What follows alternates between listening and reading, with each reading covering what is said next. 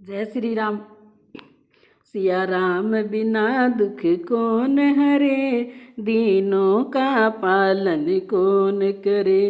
तुम दीन दयालु कहाते हो, दीनों के कष्ट मिटाते हो। हम दीन दुखी है शरण तेरी, हम सबका पालन कौन करे। सिया राम बिना दुख कौन हरे, दीनों का पालन कौन करे। पृथ्वी का भार घटाने को, भक्तों का मान बढ़ाने को, त्रेता युग में अवतार लिया।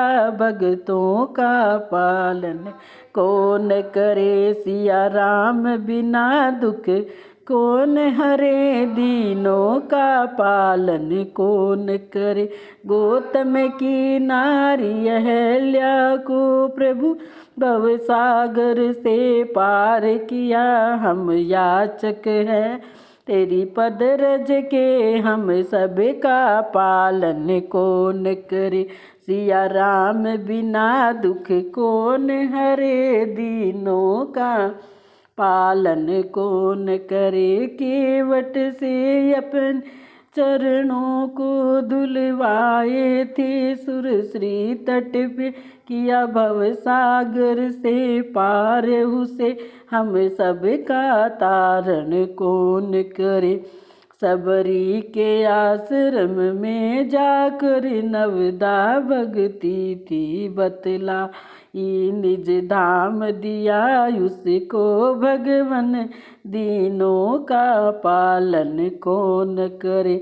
लंका से भगत विभीषण भी आया है, तेरी शरणागत शरणागत की प्रभु लाज रखे। दीनों का पालन कौन करे।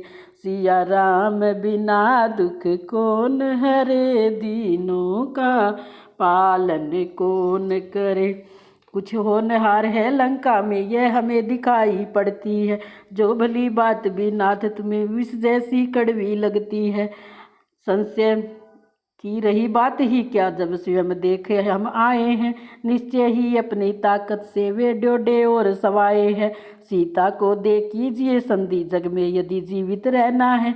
अन्यथा हमें यह दिख रहा उनसे लड़ना खुद मरना है। हम जिसे तपस्या कहते हैं वह योगेश्वर है भूतल में। तोड़ेंगे हमें खिलौना सा जब खेलेंगे युद्ध स्थल में। रक्तवन रावण हुआ नेत्र हो गए लाल, लात मार दरबार से दोनों को दिए निकाल। ये भी आए रघुवीर शरण, सब आप बीती बतलाई अपनी।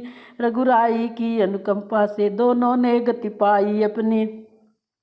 सुख सारण ऋषि थे, साप विवश लंका में रहे अज्ञ होकर। जब साप मिटा आश्रम पहुँचे, करुणा निधि के कृतज्ञ होकर। विनयन सागर ने सुनी, बीत गए दिन रात। तब उठे प्रभु ऊब कर, रह न सके आसीन। बोले भी भय बिन होती न प्रीति, इस कारण बाण चलाना है। फिर बाण कौन सा अग्नि बाण, पानी में आग लगाना है। यह कहकर बाण चढ़ाया जब धनवा का जब टंकार हुआ। जल के भीतर जब आग उठी, लहरों के ऊपर झाग उठे। फूटी वह ज्वालामुखी, वहाँ पानी के सोते जाग उठे। ऊपर से प्रभु की क्रोधानल, नीचे से भड़की बड़वानल। दो अनलों में जब आया खल, तब फैली सागर में खलबल। अब तो कंचन थाल में मणिगण भरे अनूप, आया शरण कृपालु के धर्मानव का रूप। चरणों पर प्रथम नजर डाली, फिर हीरे मोती नजर किए। फिर हाथ जोड़कर खड़ा रहा, लज्जावश नीची नजर किए। फिर बोला क्षमा क्षमा राघव, तुम कृपा सिंधु हो दानी हो। जलने की ठहरा दी, आबरू न पानी पानी हो। सिंधु वचन सुन हंस पड़े श्री रघुराज उदार। कहा बताओ कपि कटक किस प्रकार हो पार। शीस नवा उसने कहा, सुनिए करुणागार। जो आज्ञा हो आपकी वही मुझे स्वीकार। प्रभु के प्रताप से क्षण भर में शोषण हो सकता है मेरा। पर इतना ध्यान रहे भगवन, गौरव भी मिटता है मेरा। क्यों नहीं कार्य वह किया जाए जिसकी युग युगों तक याद रहे। हो जाए विजय भी राघव की, सागर की भी मर्याद रहे।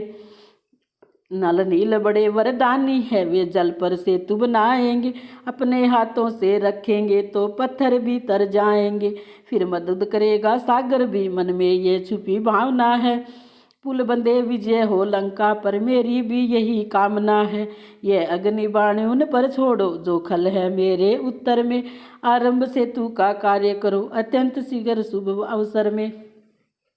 तीर छोड़ प्रभु ने तभी हरि सिंधु की पीर, सागर गदगद हो गया हर्षाए रघुवीर। सुग्रीव बोले उठे तुरंत, यह भी अवसर मुहूर्त का है। नल नील सेतु आरंभ करो, शुभ कार्य शीघ्र ही अच्छा है। यह सुनते ही कपि सेना में आनंद पूर्ण जयकार हुआ। पाषाण शीघ्र ही लाने को वानर मंडल तैयार हुआ। चिकने चौड़े उजले सुडोल जो डले कुदरती सांचों में। कपिगण चुन चुन कर ऐसे पत्थर लाते थे, बातों बातों में ले लेकर नाम राम जी का। नल नील उठाते थे पत्थर, वह चमत्कार था हाथों में। जल पर तर जाते थे पत्थर, मिस्त्रियों और मजदूरों में उत्साह कार्य का दूना था। प्राचीन कला का भारत की यह पुल बेजोड़ नमूना था।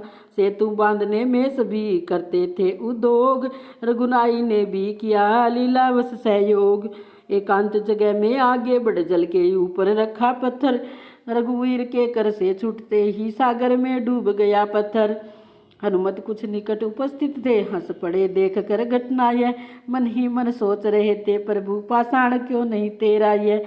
आगे आकर भगत ने कह दिया तुरंत, क्यों डूबा पाषाण यह बदला दूं भगवंत। यह महिमा नाथ राम की है, जल पर पत्थर तेराते हैं। उस राम नाम से राम स्वयं क्यों अपनी होड़ लगाते हैं। फिर भी कुछ मन की कहता हूँ, अपराध क्षमा सरकार करे। 2 पुष्प चरण में रखता हूँ, यदि रघु